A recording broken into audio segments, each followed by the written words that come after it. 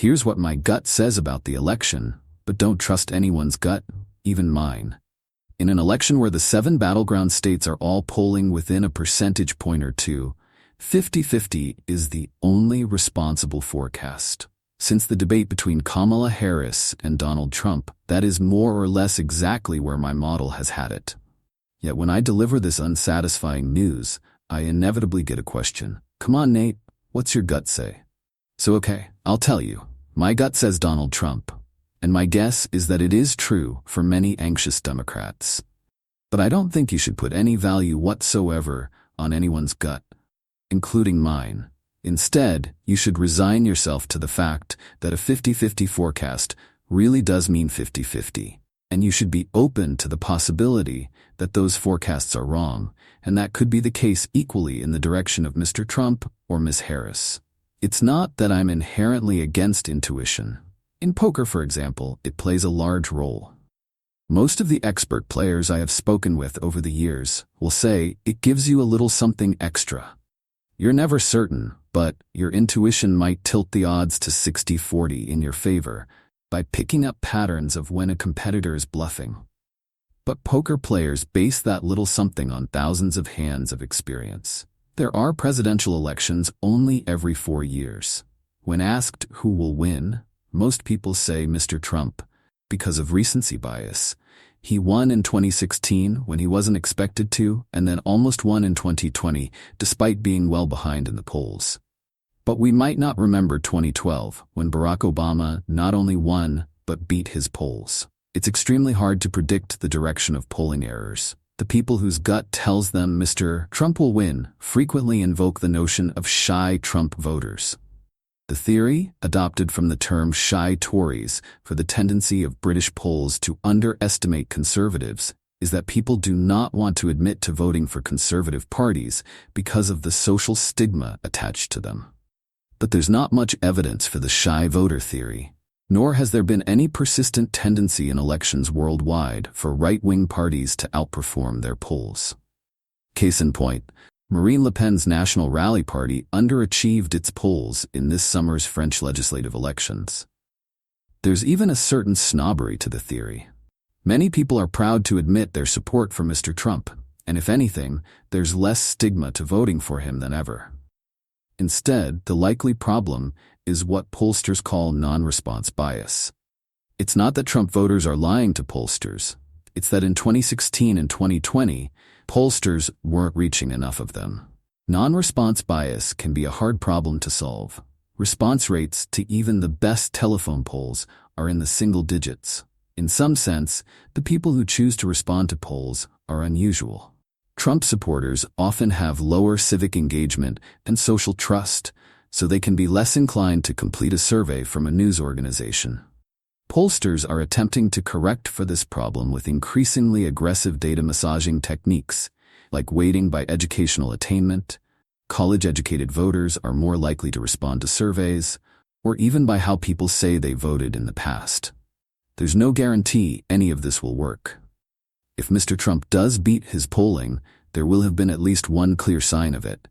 Democrats no longer have a consistent edge in party identification. About as many people now identify as Republicans. There's also the fact that Ms. Harris is running to become the first female president and the second black one. The so-called Bradley effect, named after the former Los Angeles mayor Tom Bradley, who underperformed his polls in the 1982 California governor's race, for the supposed tendency of voters to say they're undecided rather than admit they won't vote for a black candidate, wasn't a problem for Barack Obama in 2008 or 2012. Still, the only other time a woman was her party's nominee, undecided voters tilted heavily against her. So perhaps Ms. Harris should have some concerns about a Hillary Clinton effect. A surprise in polling that underestimates Ms. Harris isn't necessarily less likely than one for Mr. Trump. On average, polls miss by 3 or 4 points. If Ms. Harris does that, she will win by the largest margin in both the popular vote and the Electoral College since Mr. Obama in 2008. How might that happen? It could be because of something like what happened in Britain in 2017, related to the shy Tories theory, expected to be a Tory sweep. The election instead resulted in conservatives losing their majority. There was a lot of disagreement among pollsters, and some did nail the outcome. But others made the mistake of not trusting their data, making ad hoc adjustments after years of being worried about shy Tories. Polls are increasingly like mini-models, with pollsters facing many decision points about how to translate non-representative raw data into an accurate representation of the electorate. If pollsters are terrified of missing low on Mr. Trump again, they may consciously or unconsciously make assumptions that favor him. For instance, the new techniques that pollsters are applying could be overkill. One problem with using one of those, waiting on recalled vote, or trying to account for how voters report their pick in the last election, is that people often misremember or misstate whom they voted for and are more likely to say they voted for the winner in 2020, Mr. Biden. That could plausibly bias the polls against Ms. Harris, because people who say they voted for Mr. Biden but actually voted for Mr. Trump will get flagged as new Trump voters when they aren't.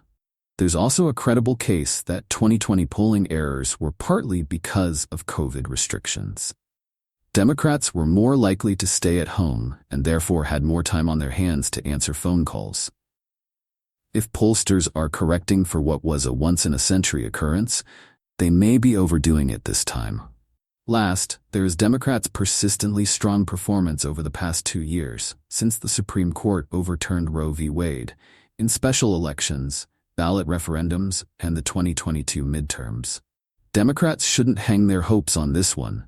High-quality surveys like the New York Times Siena College polls can replicate these results by showing Democrats polling strongly among the most motivated voters who show up in these low-turnout elections, but Mr. Trump making up for it by winning most of the marginal voters.